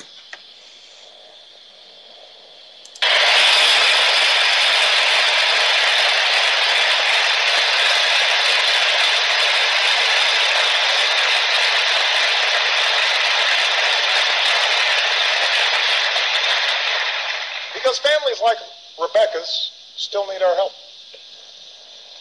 She and Ben are working as hard as ever. But they've had to forego vacations and a new car so that they can pay off student loans and save for retirement. Friday night pizza, that's a big splurge. Basic child care for Jack and Henry costs more than their mortgage and almost as much as a year at the University of Minnesota. Yeah, well, that's not to say anything about, people that are trying to figure out where their next meal is coming from or anything like that. Friday night pizza in general, how about food of any kind being a problem? There's still plenty of people out there like that, but that's not struggle or anything, right, Barry? We have no idea that kind of thing goes on in this country. Nah. Like millions of hardworking Americans, Rebecca isn't asking for a handout, but she is asking that we look for more ways to help families get ahead. And in fact, at every moment of economic change throughout our history, this country has taken bold action to adapt to new circumstances and to make sure everyone gets a fair shot. We set up worker protections, Social Security, Medicare, Medicaid, to protect ourselves from the harshest adversity. We gave our citizens schools and colleges, infrastructure, and the internet, tools they needed to go as far as their efforts and their dreams will take them. Medicare and Social Security were not set up to deal with adversity. They were set up to deal with retirement and, people not having to work themselves until the day they die at their menial laborious jobs and things. But that's got nothing to do with anything. And, of course, the government is, again, responsible for the Internet, even though that's got zero to do with Lord Cousin Barry or anybody else. Although Al Gore did say he invented it, right? So, I guess, credit where credit is not due. That's what middle-class economics is. The idea that this country does best when everyone gets their fair shot. Everyone does their fair share. Everyone plays by the same set of rules. Well, he didn't even expect applause there. We don't just want everyone to share in America's success. We want everyone to contribute to our success.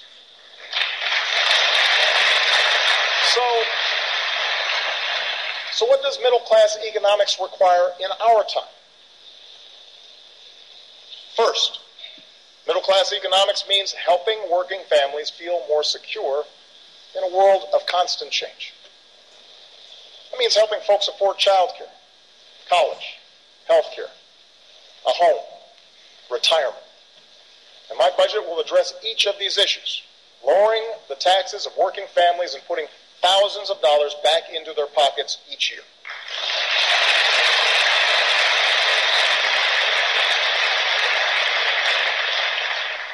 Here's one example. During World War II, when So it's all going to be about tax breaks, and now we're going to harken back to World War II, which was a completely alien atmosphere to today's atmosphere regarding the economics of the situation, the social structure, even the political puppets of the time were not so heavily co-opted and corporately controlled as they are today. But hey, let's not make sense of anything. Let's just harken back to, the greatest generation and all that, and let's see where that goes. men like my grandfather went off to war, having women like my grandmother in the workforce was a national security priority. So this country provided universal child care. In today's economy, when having both parents in the workforce is an economic necessity for many families, we need affordable, high-quality child care more than ever.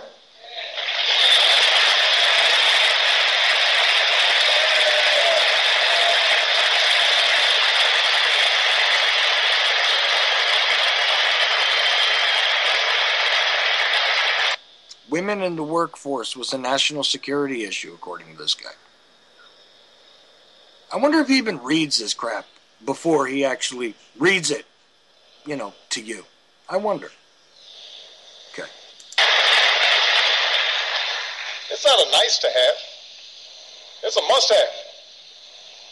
So it's time we stop treating child care as a side issue or as a women's issue and treat it like the national economic priority that it is for all of us.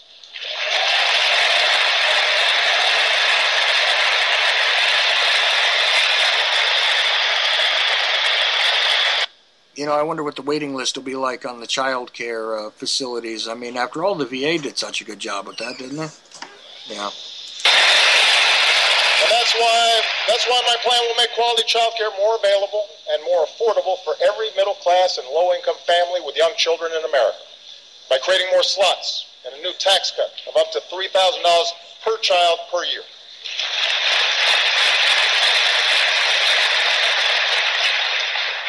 Here's another example.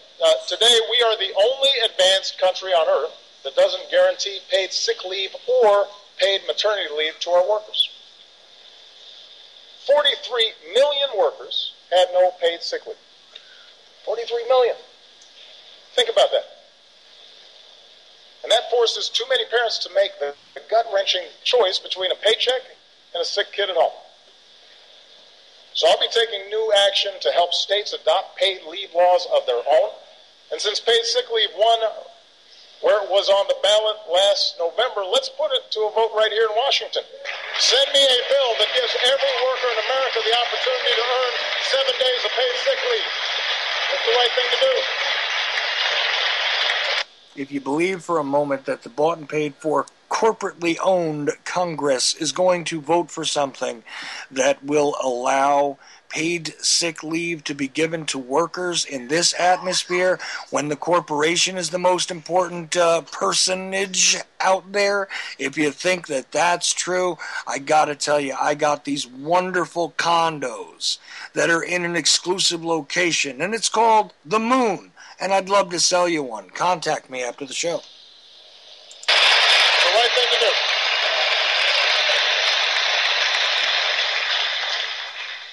Of course, nothing helps families make ends meet like higher wages. That's why this Congress still needs to pass a law that makes sure a woman is paid the same as a man for doing the same work.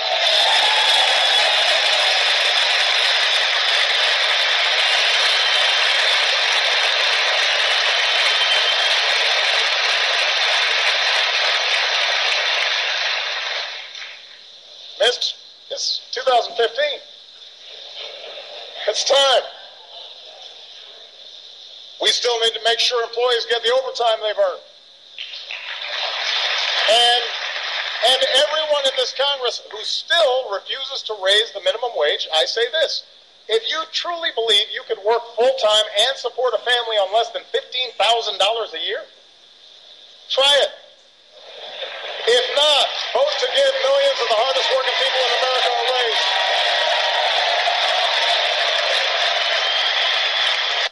See, that's a sensible thing that he says, and it all sounds nice and sensible.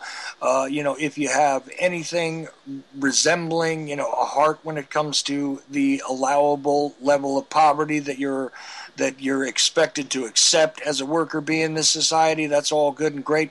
But I do note in my own mind that there's a whole lot of pandering going on to the politics of gender here, and what they're doing is addressing what are classical issues for women and trying to cultivate the female voters out there. That's all this is.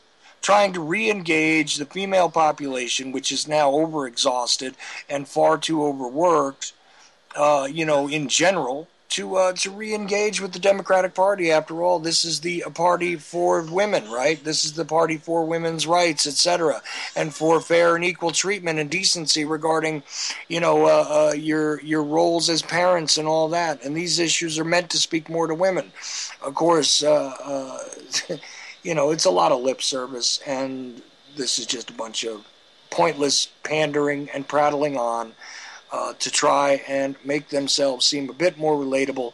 Of course, they're a couple of decades behind regarding this issue being of paramount concern, because now survival is a necessity, and he does bring up the issue that two parents working in the workforce, no longer a single parent at home and another one that goes out into the workforce, this is part of the American dream that has most certainly died a premature death. But even so, let's continue to pander as if it was 1975 instead of 2015, because it makes a whole lot of sense, doesn't it? And, hey, fills up that airtime that you did definitely get on most of the major networks this time, Barry. Moving on.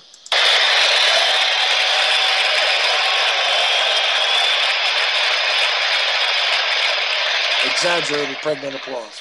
Now, these ideas won't make everybody rich, won't relieve every hardship. That's not the job of government. To give working families a fair shot, we still need more employers to see beyond next quarter's earnings and recognize that investing in their workforce is in their company's long-term interest. We still need laws that strengthen rather than weaken unions and give American workers a voice. But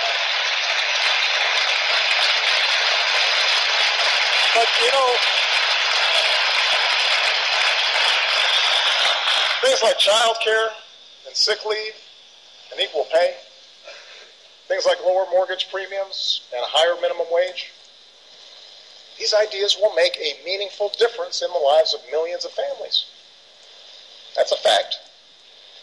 And that's what all of us, Republicans and Democrats alike, were sent here to do. Now, second, to make sure folks keep earning higher wages down the road, we have to do more to help Americans upgrade their skills. America thrived in the 20th century because we made high school free, sent a generation of GIs to college, trained the best workforce in the world. We were ahead of the curve. But other countries caught on. And in a 21st century economy that rewards knowledge like never before, we need to up our game. We need to do more. By the end of this decade, 2 in 3 job openings will require some higher education. 2 in 3. And yet we still live in a country where too many bright, striving Americans are priced out of the education they need. It's not fair to them, and it's sure not smart for our future. And that's why I'm sending this Congress a bold new plan to lower the cost of community college to zero.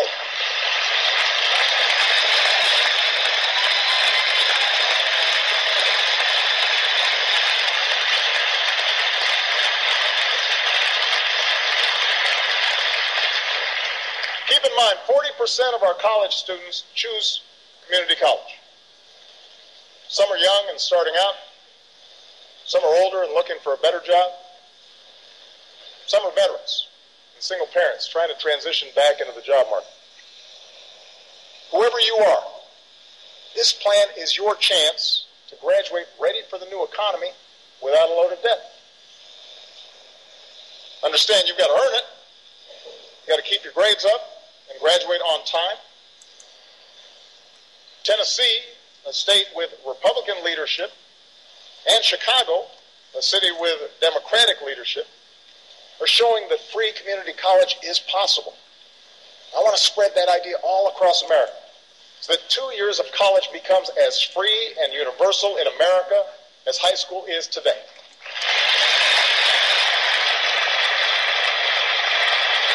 Let's stay ahead of the curve. Does anybody think that that's even a remote possibility, that we're going to, offer free educations, free higher educations? And again, when the government becomes involved in this kind of thing, what happens? Usually it becomes a greater disaster. And after all, the strangling student loans that are eating up certain people, who are trying to play by the rules and play the economic game, from the surface perspective like they're supposed to and all that good stuff. It hasn't really done them a lot of good, has it? But hey, well, let's create a greater student debt, agency. Let's create a whole lot more of this stuff. Why not? Would I like to see Americans entitled to educations where they're capable? That would be nice. But do I think it's going to be a doable thing? No, I think it's one of these lofty goals that is going to go nowhere. And of course, he picks the last 2 years of his lame duck time to introduce these sorts of ideas, right? Well, government re-education on a higher level. They'll make you beg for it. And then when it doesn't go well, hey, must have been your fault, right? Okay, continuing on. And I want to work with this Congress to make sure those already burdened with student loans can reduce their monthly payments so that student debt doesn't derail anyone's dreams. Thanks to Vice President Biden's great work to update our job training system, we're connecting community colleges with local employers to train workers to fill high-paying jobs like coding and nursing and robotics. Tonight, I'm also asking more businesses to follow the lead of companies like CVS and UPS and offer more educational benefits and paid apprenticeships. Opportunities that give workers the chance to earn higher-paying jobs even if they don't have a higher education. And as a new generation of veterans comes home, we owe them every opportunity to live the American dream they helped defend. Already we've made strides towards ensuring that every veteran has access to the highest quality care. We're slashing the backlog that had too many veterans waiting years to get the benefits they need. And we're making it easier for vets to translate their training and experience into civilian jobs. And joining forces, the national campaign launched by Michelle and Jill Biden. Thank you, Michelle. Thank you, Jill. Has helped nearly 700,000 veterans and military spouses get a new job.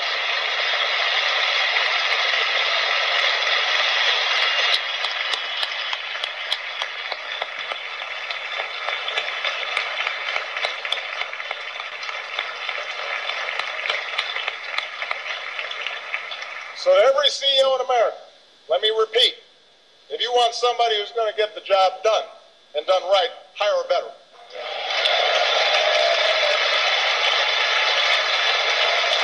I'm all for hiring veterans, that's for sure. Lauding Michelle and Jill Obama's efforts. Have we ever heard about this? Have we ever even heard anything about this before? Maybe it's just something I missed. I don't know, but I don't see any great improvements regarding greater job placement, And it's laughable that this guy is saying only a couple of months after we were confronted with the VA scandals and having people wait till 2 years after they were dead to receive a letter that they could finally go get treatment for things and all of that good stuff. Of course, hey, you know what? If we put it more in their hands, I think we'll have a greater chance at the dysfunctional garbage that goes on regarding the shameful, absolutely disgusting treatment of the veterans in this country. Sure. This all makes plenty of sense. Again, those condos are available on the moon. Thank you.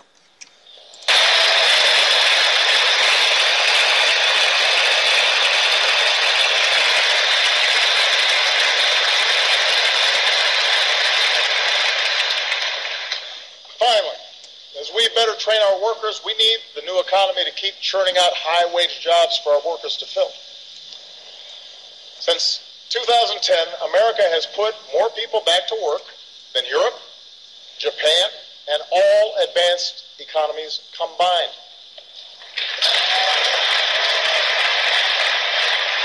Our manufacturers have added almost 800,000 new jobs. Some of our bedrock sectors, like our auto industry, are booming. But there are also millions of Americans who work in jobs that didn't even exist 10 or 20 years ago. Jobs at companies like Google and eBay and Tesla. So no one knows for certain which industries will generate the jobs of the future. Even with the innovations, we still do not have this great growth in the employment sector. I don't know where he's getting this idea from, but more and more reports from the land of make-believe, I guess. More and more fictitious ideas and pushing forward the agenda and pushing forward the commercialized idea that hey, Obama did himself a good job. I mean, I guess this is the prelude to the legacy that they're going to attempt to leave regarding his tenure as two-term president, right? Man, disastrous, ignorant nonsense is all this is. I don't know. Let's see if we can get to some realism somewhere in here. But we do know we want them here in America. We know that.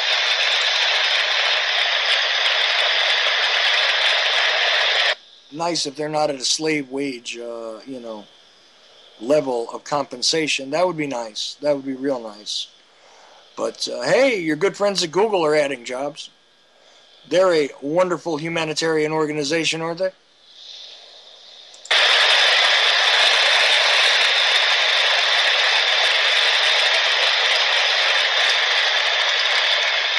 that's why the third part of middle-class economics is all about building the most competitive economy anywhere.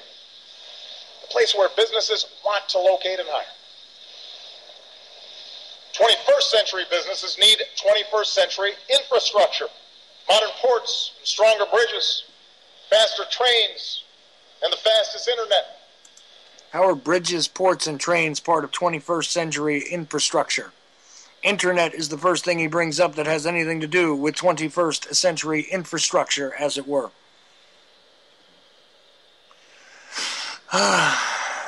Maybe it's just me. Democrats and Republicans used to agree on this. So let's set our sights higher than a single oil pipeline. Let's pass a bipartisan infrastructure plan that could create more than 30 times as many jobs per year and make this country stronger for decades to come. Let's do it. Let's get it done.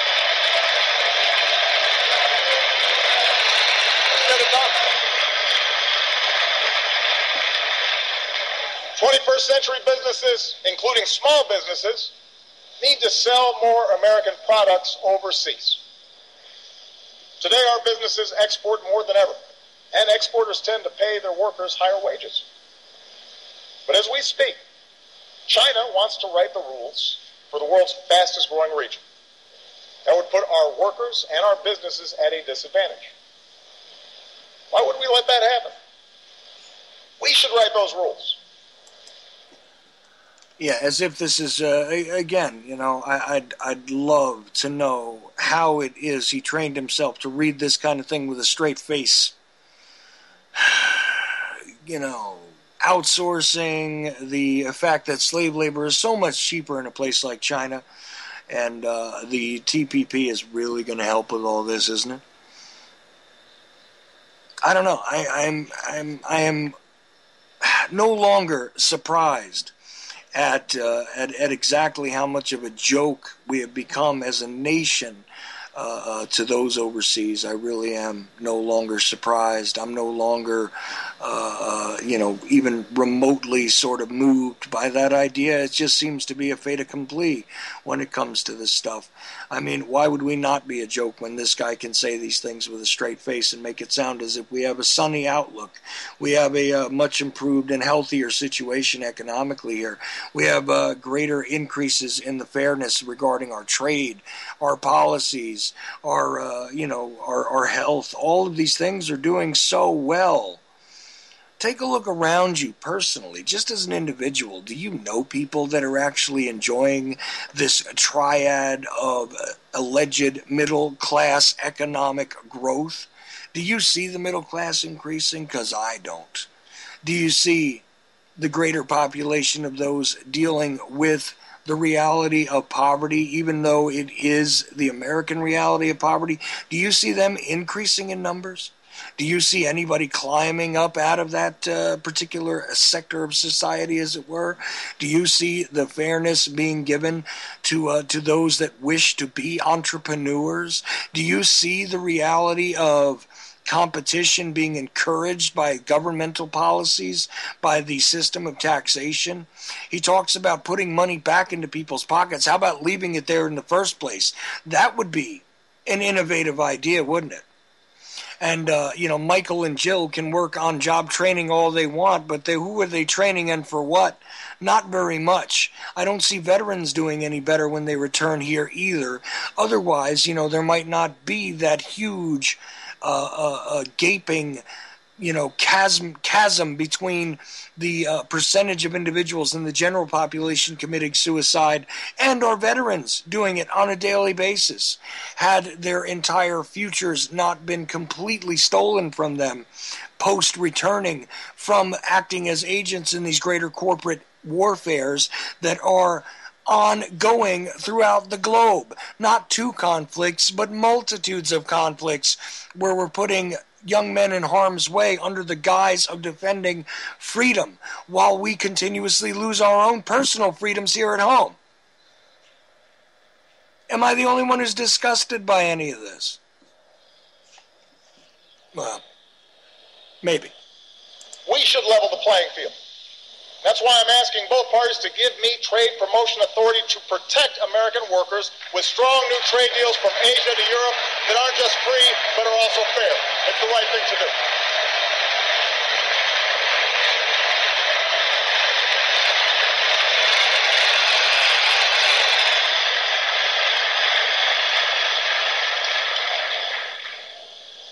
Look, I'm the first one to admit that past trade deals haven't always lived up to the hype. And that's why we've gone after countries that break the rules at our expense. The past trade deals haven't quite lived up to the hype. Well, it depends on who's hyping it to who and what the purpose of it actually was.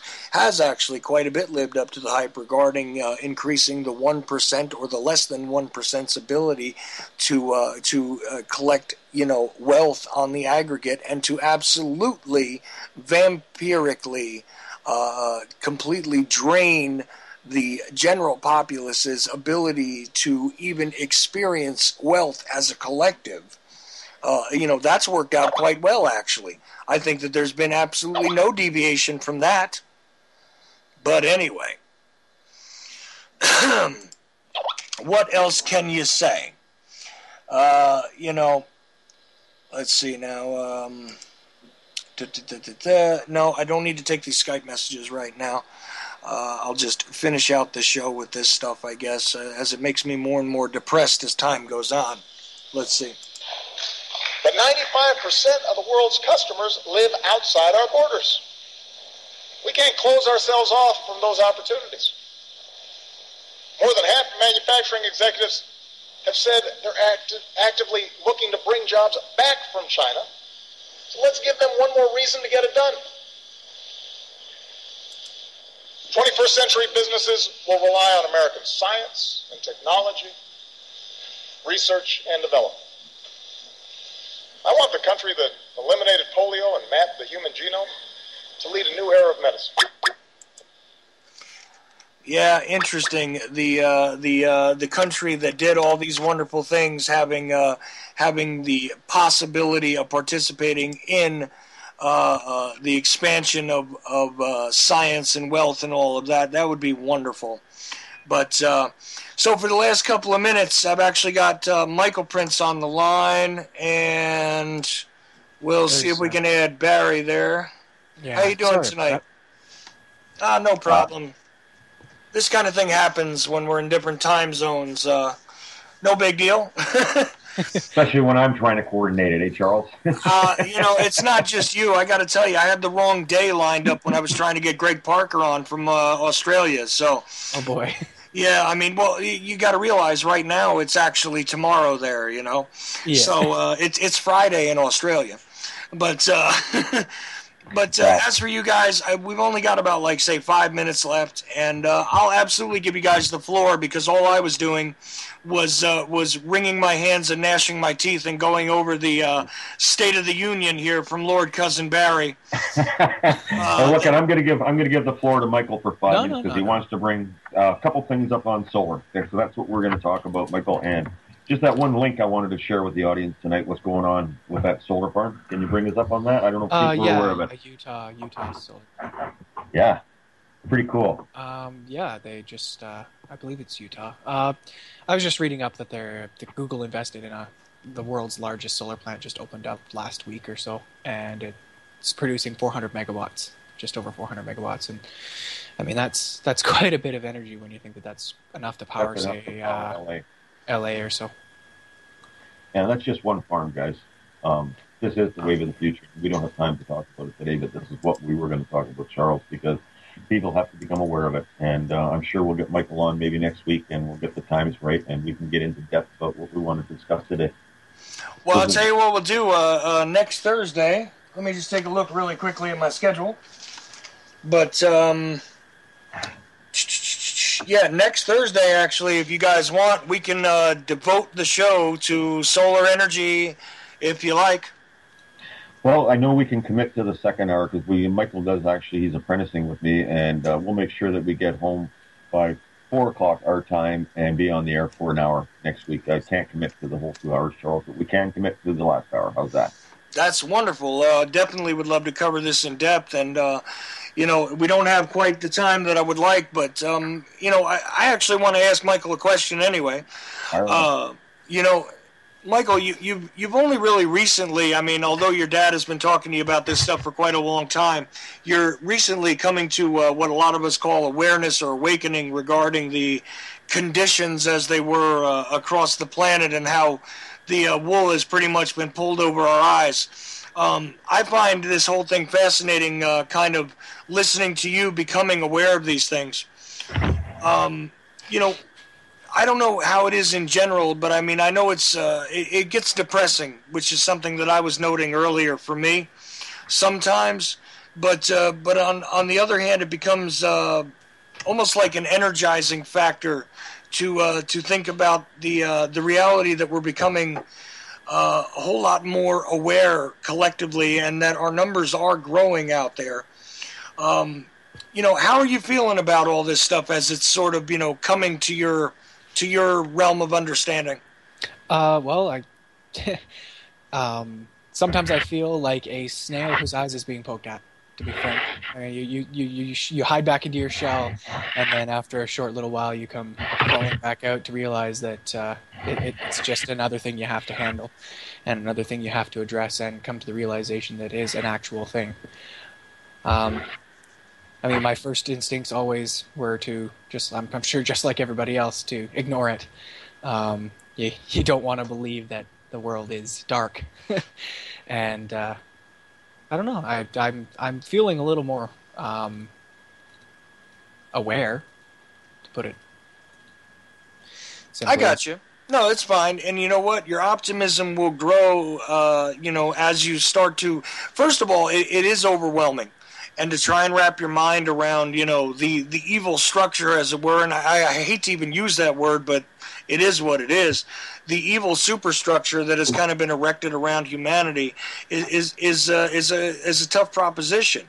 But once you've gotten past that, I want to encourage you to remember that most of us, once we get beyond that, and once we sort of take that shock, we do start to move forward with the idea of there is the possibility of change. There is the possibility of loosing the shackles from all of us. There is the possibility of enlightening others.